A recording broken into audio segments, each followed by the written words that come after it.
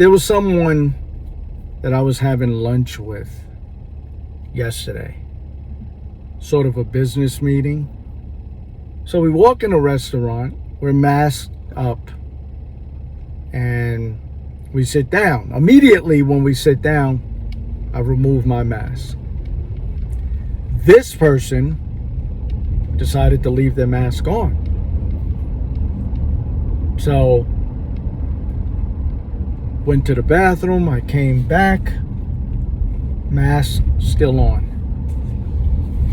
Try to make light of the situation. I don't like to be judgmental. People have their reasons for doing what they do. I said, "You gonna leave the mask on?" "Well, no, I'm gonna take it off soon." I said, "Oh, what's the difference from now and soon?"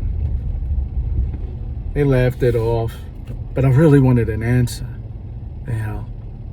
So I let a minute go by. I said, "No, going back to my question, what's the difference between right now and 10 minutes from now?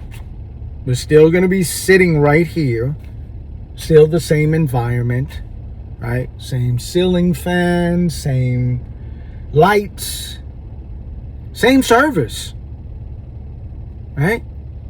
Now, a nice way out would have been, you see those people behind us? Don't look now, but, you know, the guy's been sneezing since we walked in. He's been coughing. You know, I'm going to wait until they leave. Looks like they're about to leave. Let me wait until they leave.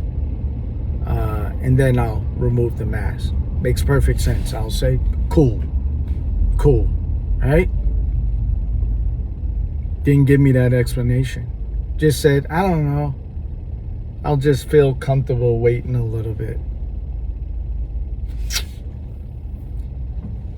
A rational person, level-minded, level-headed, sane person should leave it alone. Leave it alone. Let them do what they want to do. I can't.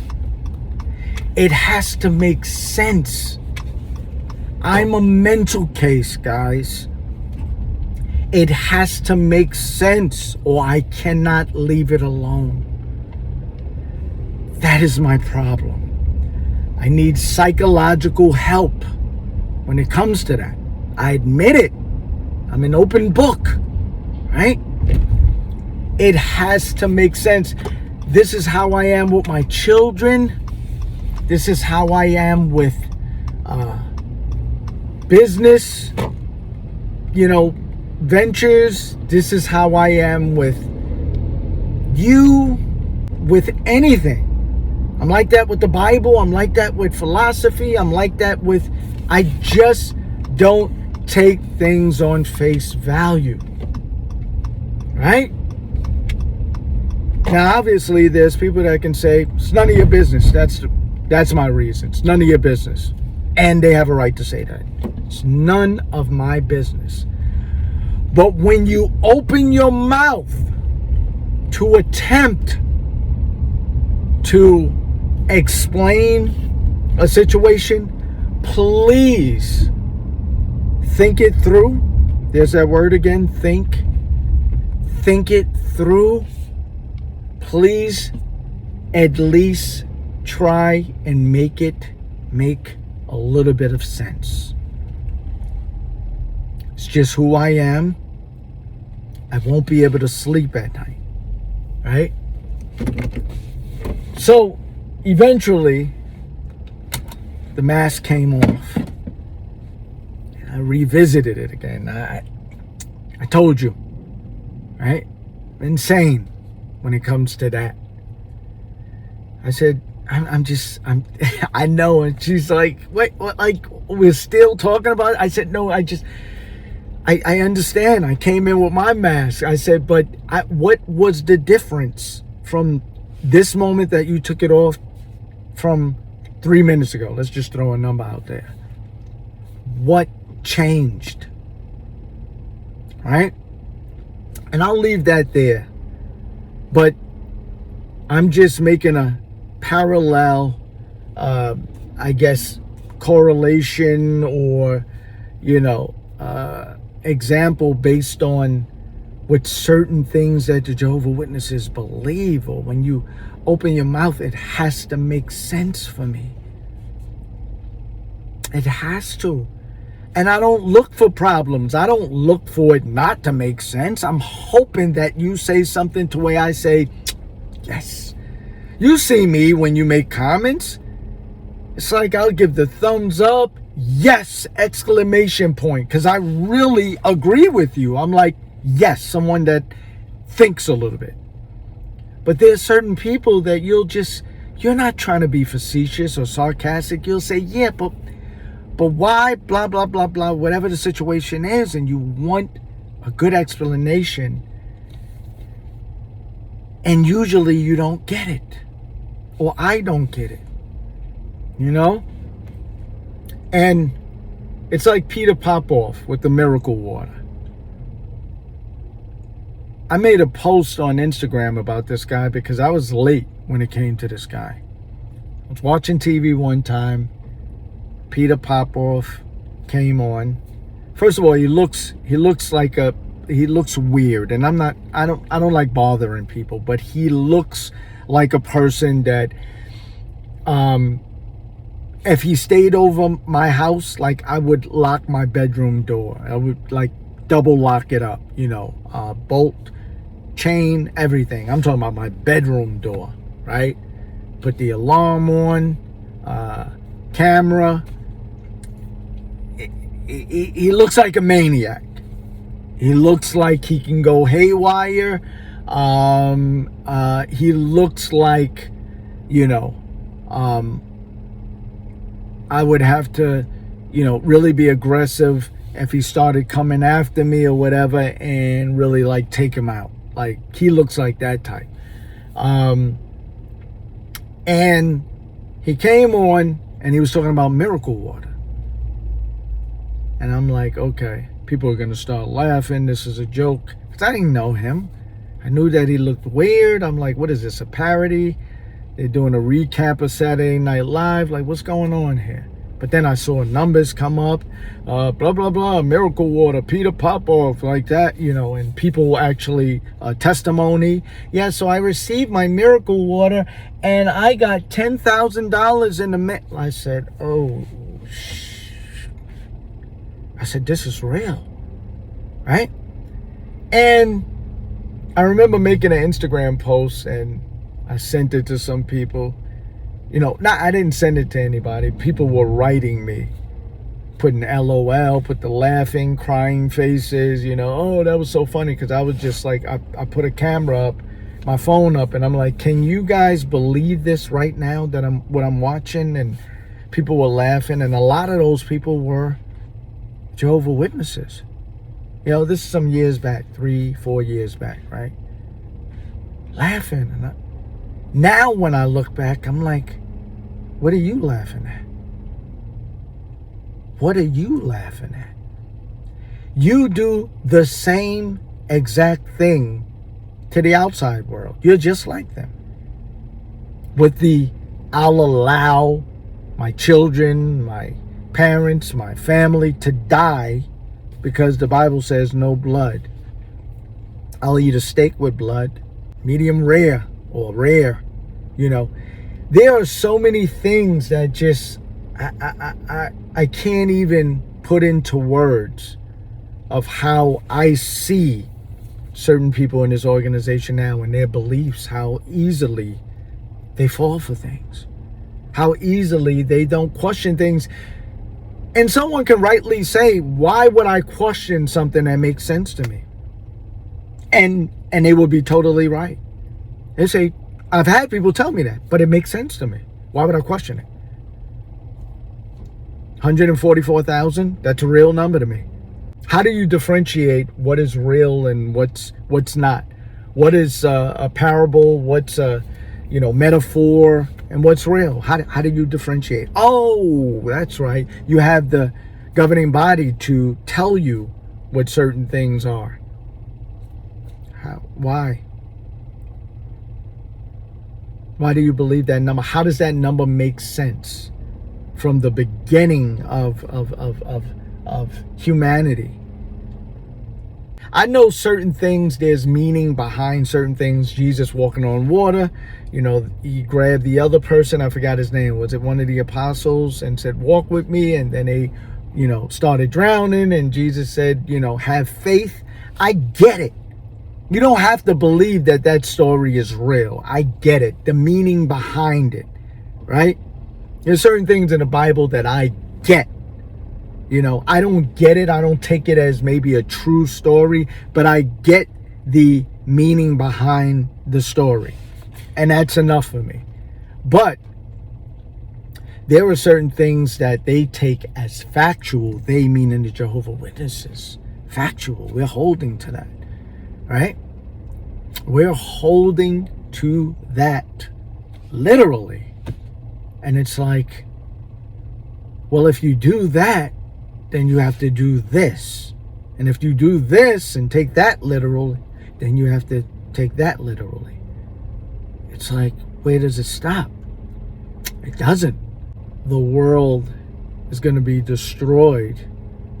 And there's just going to be people that survive this catastrophic destruction that has never been seen since the creation of Earth. And there's going to be people hiding in basements in the Kingdom Hall, and how does that go? What if there's someone on an airplane? God forbid. And you got people that are sheep, faithful ones on this plane, and it just so happened to be mid-flight going over the Atlantic. It's a 15-20 hour flight. You got some wicked ones that need to be destroyed. How does that happen? Oh, we don't know. Well, I do. Everyone survives. Everyone dies. Either or. That's it. Plane is not going to break in half. Right? Part of it safely lands with the faithful. The other part falls into the Atlantic. What if somebody's sitting in the middle row? It's like this part falls off, the front part, Atlantic, the back part, and those three faithful sheep, the Jehovah Witnesses, are sitting in the middle, so that those three chairs float safely from 30,000 feet. Like, how does this work? These are questions that I would ask at 10 years old. You know what I mean? And you cannot say we don't. You can say, but everyone has a right to say I don't know. I know we fly from JFK to Munich, Germany. Which runway are we landing on? Oh, that part I don't know. I know for a fact that we fly from JFK to Munich. That part I know. Runway? I don't know which runway. I don't know which gate we. You know what I mean? There's certain things that you'll say, oh yeah, why would you know that, right? Yeah, that's crazy. You wouldn't know that, But then there are certain things that the Jehovah Witnesses, it doesn't make sense from the inception. And then ending it when you don't have the answer, when it crumbles, you say, oh, well, I don't know that part. Yeah, but you just said that there are going to be people that die, people that are saved within the same community, right? Like, I guess their argument could be like, well, people die and people get saved with natural disasters, with flooding, with things that happen now. There's people that die. If you have a really bad storm, there's people that die and there's people that's saved. But you take it a step further. You are predicting who dies and who gets saved. See, when we have a huge storm or a huge flood or hurricane or, earthquake, we don't take a certain religion or a certain belief and say, well, when the earthquake happens, those people are going to die and those people are going to be saved. That that's when it becomes insanity. Oh, you a prophet? Because you know exactly who's going to be saved and who's not. Like, wow, okay. But to their credit, they're starting to get away from that. When I was growing up, it was, you're going to die. That's it. Now it's like, oh, Jehovah reads hearts. They always used to say that, but now they're really leaning into that. Like, Jehovah reads hearts. And, they still believe that, non-worshippers will perish during Armageddon. But, they still give that little clause in there where it's like, well, Jehovah's going to read your heart. But if you die during Armageddon, there's no chance of coming back. The day before, you got a chance. You got a chance to be resurrected. The day of, promotion is over. That promotional code that we gave you, it expired. Yeah. Today it's over. Yesterday, you were good. You would at least come back a goat. Right? Now, it's over. So, it's crazy thinking. It's irrational. It's insanity in some cases. But they will look at other people, right? Other preachers, and they will say, no, not my preacher, not my organization.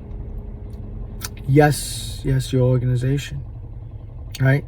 They're doing the same thing in different ways, right? They're doing the same thing in different ways. There's people that say, can I have money? Give me money. And there's people that say, we need your contribution. We need your help. Jehovah loves a giving person. It's better to give than receive. We don't force you, but we would like if you help us. You show Jehovah that you care about our organization, right? You see, hand is still out. I'm still asking you the same thing. There's certain people that just say, give me that. All right, 10%. You know the drill, right?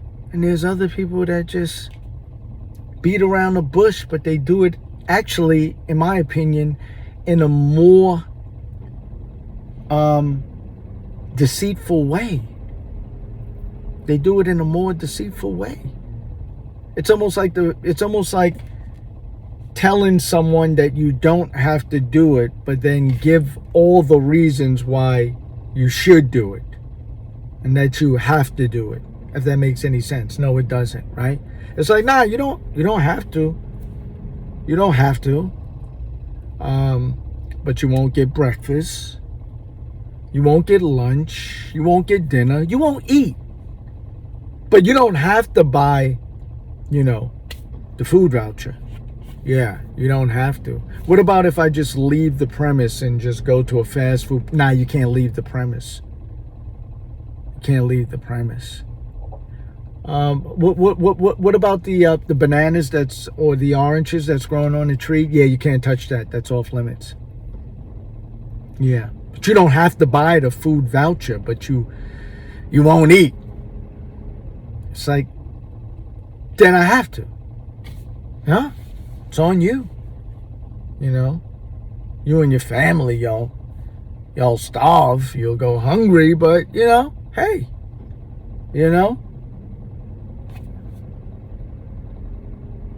I mean, it's ridiculous. to play around with words, and people fall for it. They say, no, they said we don't have to, but it's like, idiot will starve. So you do have to, right? But I'm just a thinker, as you all know, and I request that if you are watching this and you are debating on whether or not you should leave, or I'm not the one to tell you what you should do. What I imply that you do is just research and think. Just really think. And if you don't have the capacity, because everyone is at a different capacity to really think, ask. You can ask me, you can ask other people. There's a lot of us. There's a lot of us out there. And I'll tell you, there are people that are really intelligent. The people that subscribe to me, like the things that they write in my comment section, it's like, damn, these people are smart. Damn, these people are critical thinkers. Damn, I didn't think of that. Right? So there are people waiting to help you and to have you and help you think rationally and objectively. You just got to slow down. And you just have to say, yeah, let me slow down and really take in this spiritual food. I used to hate that. And we're going to take in this spiritual food. It'd be like, I want some real food right now. I'm hungry. Tell them, I get the spiritual food, but I just don't like them saying it. Right? I hate when they say that. It's one of my pet peeves, right? But anyway, all I ask you to do in every video is all I ask you to do, right? Messed up. Cut. All I ask you to do in every video that I post is just think. That's all you gotta do. Just think. Love.